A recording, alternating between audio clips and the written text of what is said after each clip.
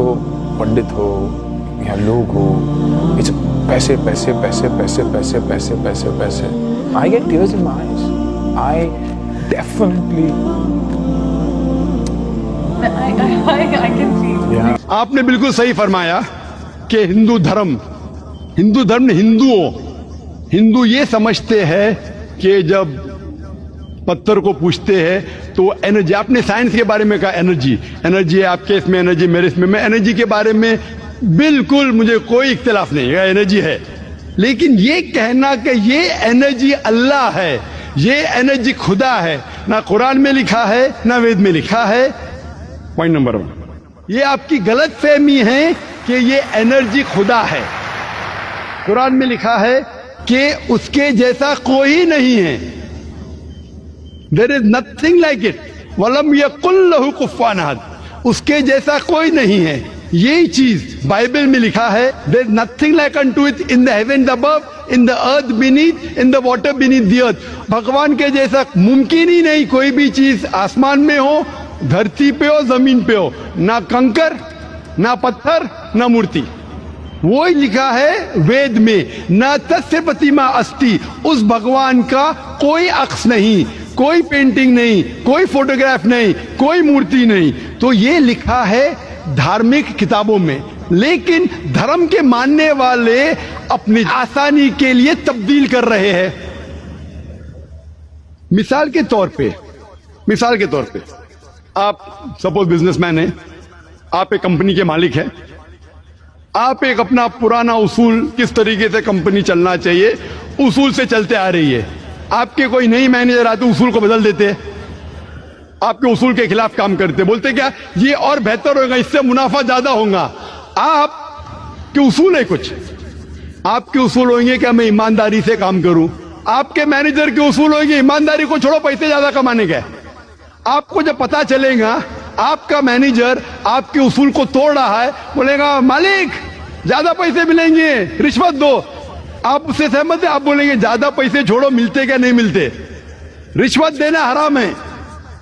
तो इस तरीके से अल्लाह ताला ने बुनियादी बातें कह चुकी है किस तरीके से उस ईश्वर की इबादत करना. अभी इंसान अपनी गलत फहमियों में अल्लाह ताला खुदा ईश्वर की बात छोड़ के खुद के तरीके से इबादत करने लगते हैं.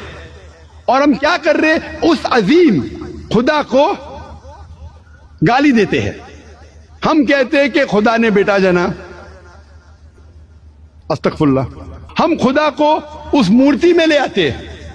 जब लिखा हुआ है श्वेताश्वतर उपनिषद में, यजुर्वेद में, ना तस्य प्रतिमा अस्ति, उस ईश्वर की प्रतिमा नहीं है, हम मूर्ति बनाते हैं. मिसाल के तौर पे अगर मैं किसी को मदद करता हूं और अगर वो शख्स मुझे जानता नहीं, जाकिर कैसा दिखता है.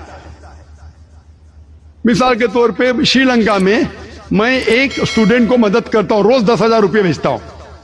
उसको पता नहीं जाकिर के साथ क्या करता है, वो कॉकरोच बनाता है, कॉकरोच, और रोज सुबह को बोलता है जाकिर शुक्रिया. जब मुझे पता चलेगा उसने मुझे कॉकरोच बनाया, क्या मुझे खुशी होगी? भले वो मुझे कुछ खाली दिल में कहता जाकिर शुक्रिया, काफी है, शुक्रिया नहीं भी कहता था चल जाता था, लेकिन मुझे कॉकरोच बनाया, इंसान से कॉकरोच बनाया. मुझे फर्क पड़े ना पड़े, वो तो बेवकूफ बन रहे ना. कैसा बेवकूफ इंसान है. मुझे भले फर्क ना पड़ा, मैं दयालु, जान देना मुझे कॉकरोच में क्या फर्क पड़ा. मैं बोलूंगा क्या बेवकूफ इंसान है, क्या बेवकूफ इंसान है कि कॉकरोच के सामने झुक रहा है. तो इसी तरीके से खुदा ने हर मजहबी किताब में दिखाया हुआ है किस तरीके से उसकी इबादत करे, किस तरीके से उसकी बात माने. हम आते हैं और अपने तरीके से सोचने लगते हैं एनर्जी इज गॉड. कहां नहीं लिखा एनर्जी इज गॉड? आपने बिल्कुल आपके सवाल का जवाब खुद आपने दिया. आपने एक मिसाल दी कि हिंदू लोग कहते हैं नमस्ते. नमस्ते का लफ्ज किधर से आता है? आपको शायद पता होगा. नमस्ते आता है इदम नममे से. इदम नममे मतलब मैं आपके सामने झुकता हूं, मैं आपकी इबादत करता हूं. बराबर, इदम नममे.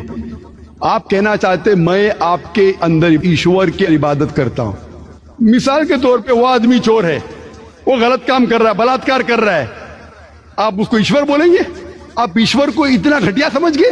وہ بلاत्कार کرنے والے انسان کو بولتے ہیں آپ ایشور ہے.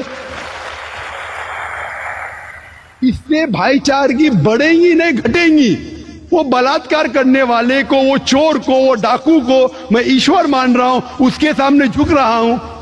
اللہ کو کیوں گالی دے رہے؟ ایشور کو کیوں گالی دے رہے؟ خدا کو کیوں گالی دے رہے؟ اسلام میں، اسلام کی بھی آپ نے مثال دی، اسلام میں ہم کہتے السلام علیکم. اللہ تعالیٰ سے فرماتے اس انسان پہ سلامتی دے. چاہے وہ اچھا انسان ہے تو بھی سلامتی دینے کی بات اچھی ہے، چاہے وہ چور یا ڈاکو ہو. میں بولوں گا السلام علیکم، میں کہہ رہا ہوں یا اللہ، یا رب، یا خدا، یا ایشور، یا بھگوان اس ڈاکو پہ رحمت فرما. کچھ بری بات ہے؟ نہ میں اللہ کو گالی دے رہا ہوں، اس کے لیے دعا دے رہا ہوں کہ تو غلط کام چھوڑ اور صحیح راستے پہ آ. اگر میں اس کو خدا مانوں گا تو خوش ہو جائے گا، وہ اور چوری کرے گا، وہ اور بلاत्कार کرے گا.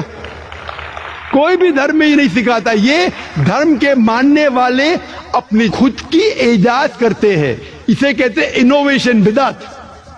جس طریقے سے خدا نے سکھایا ہے کہ اس کی عبادت کرے، اسی طریقے سے ہمیں کرنا چاہیے. تبدیلی لائیں گے. ہم سمجھ رہے ہیں کہ بھائی چارہ بڑھے گا، بھائی چارہ نہیں بڑھے گا، بھائی چارہ گھٹے گا.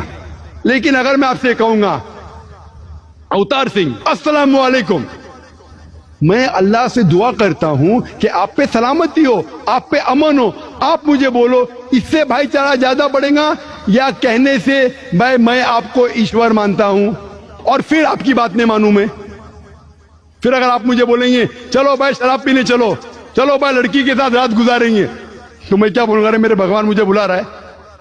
تو یہ کہنا السلام علیکم مطلب میں اللہ سے دعا کرتا ہوں کہ یہ انسان کے اوپر سلامتی ہو. اچھا انسان پہ بھی سلامتی کہنا اچھی بات ہے، برا انسان پہ بھی سلامتی کہنا اچھی بات ہے.